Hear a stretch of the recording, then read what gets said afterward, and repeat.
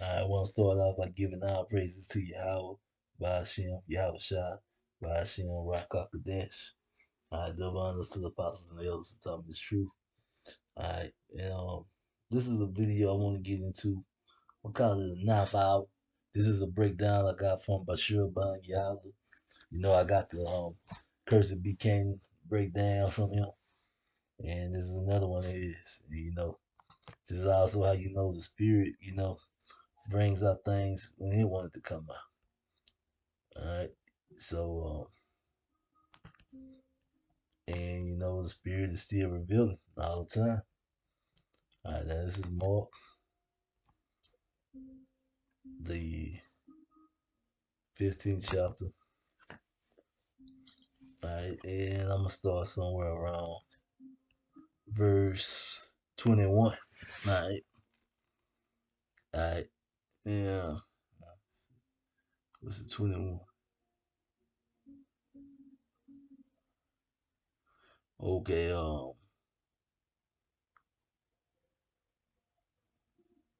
Okay. It's on verse 25, I believe. All right. All right, I'm gonna start right here. And and when they had crucified him, they parted his garments and cast lots upon them, that every man should take. And it was the third hour that they crucified him. All right, and we know the third hour is like they used to keep time for whenever the sun rise. That'd be the first hour, and the second hour, third hour. So the third hour would be somewhere around 9 o'clock. All right, so they put Yahawashi up on the cross somewhere around 9 o'clock. All right, in the subscription of his cruise was written over the King of the Jews. All right, and with him they crucified two thieves, the one on his right hand and the other on his left. All right, so they crucified the Lord just like he was a thief. And the scripture was fulfilled, which said, and he was numbered with the transgressors, which means he was crucified with the sinners. And they that passed by railed on him, wagging their heads and saying, "Ah, thou that destroyest the temple and buildest in 3 days, save thyself and come down from the cross." So it's going into our people who are mocking the Lord. Likewise, also the chief Pharisees mocking and saying amongst themselves with the scribes, "He saved others, himself he cannot save. Let Mashiach, King of Israel, descend from the cross, that we might see and believe that they were crucified with him, revealed him."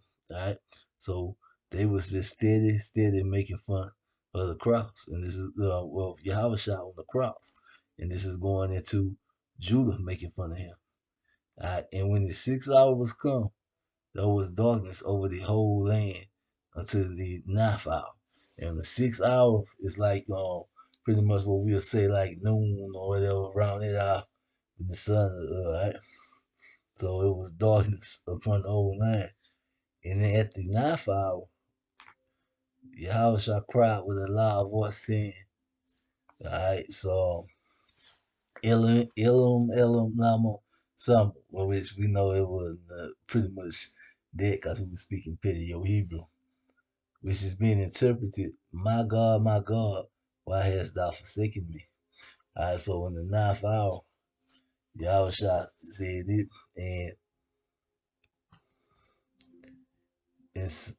and some of them that stood by, when they heard it, said, "Behold, he calls Elijah." And one ran and filled a sponge full of vinegar and put it on the reed and gave him to drink, saying, "Let alone, let us see whether Elijah will come to take him down." All right, and Yahushua cried with a loud voice and gave up the ghost. All right. So and the veil of the temple was rent in twine from the top to the bottom. So the veil ripped in two, which was going into the old covenant then broken in the new covenant beginning. All right, the loud sacrifice been done away which is what would change because Yahawashi was the ultimate sacrifice. All right.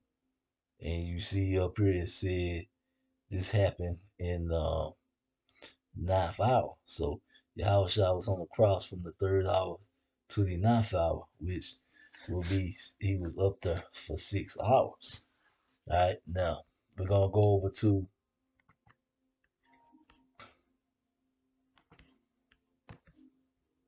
Second Peter 3:8.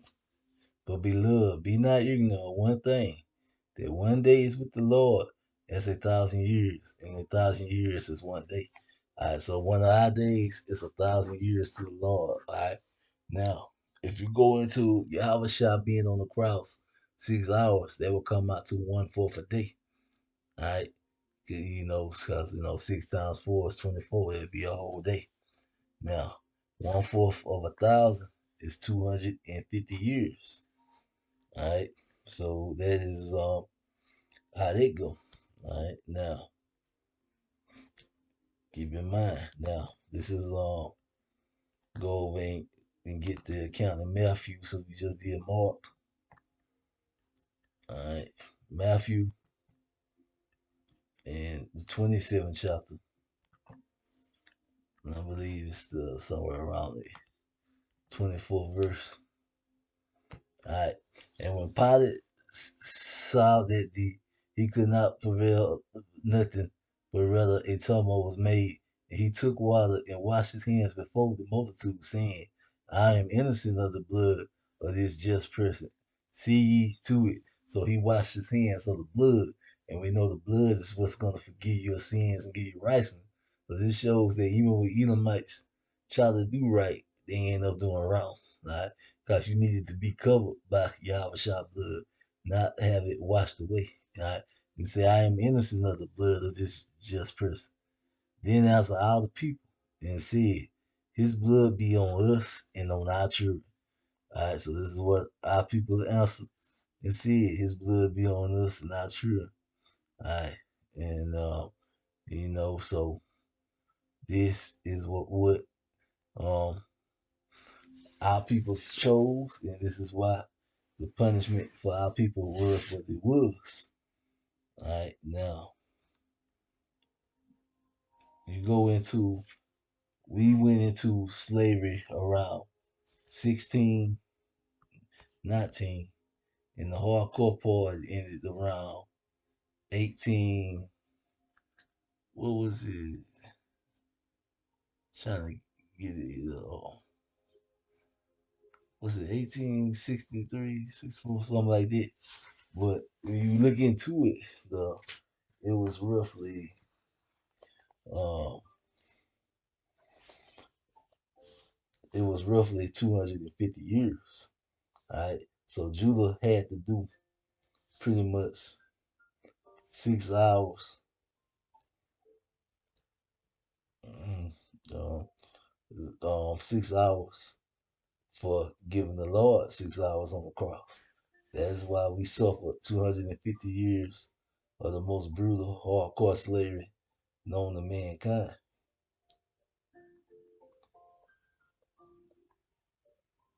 Mm-hmm.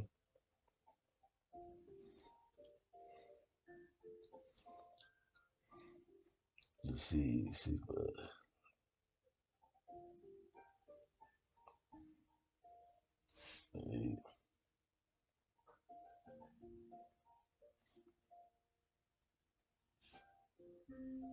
hey, so I was trying to see if I could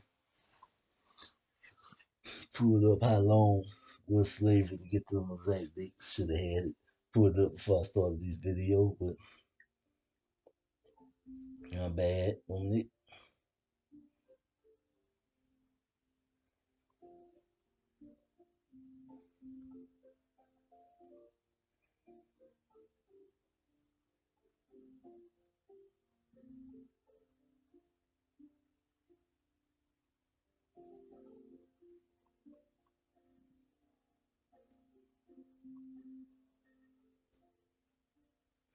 All right.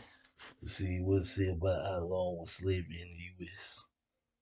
All right, so slavery was legal from 1619 to 1865. All right, so that would be now 1865 minus 1619, and you get 246 years, which that was a rough estimate. So pretty much, the entire the same amount of time that we were owed for the Lord being up on the cross, and that is why Judah experienced the most brutal, hardcore slavery known to mankind. Now we go over to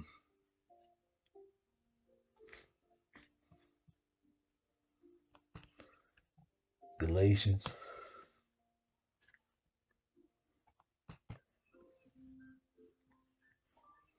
the 6th chapter.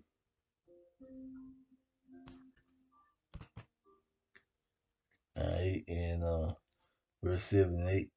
All right, be not deceived. Yahweh is not mocked. For ever a man soweth, that should he also reap.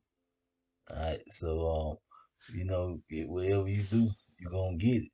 For he that sow to his flesh should of the flesh receive corruption, but he that sow to the spirit should of the spirit reap life everlasting. So if you do wrong, pretty much you're gonna get that wrong back.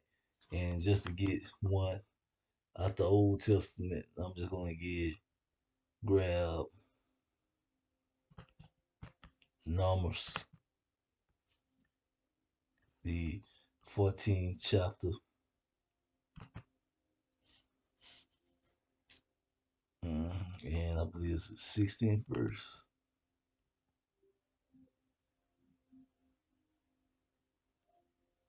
18th verse. The Lord is long suffering and of great mercy, forgiving the iniquity and transgression, and by no means clearing the guilty, but visiting the iniquities of the fathers upon the children unto the third and fourth generation. So you pay for your sins that you commit in your past lives, because you come back every third and fourth generation. And the Lord said, He make us suffer, because we put it on us and on our children, the the death of Yahawashi, we had to pay for that. And that's why we had to go through 250 years of the most brutal slavery known to mankind. All right. There's never been affliction put on people like that before and up to this time. It was literally the worst time ever that any nation ever had to go through. And that was why, because we crucified the Lord and had to pay for it. And I just really wanted to get into that. And with that, I'm going to end this one and say Shalom.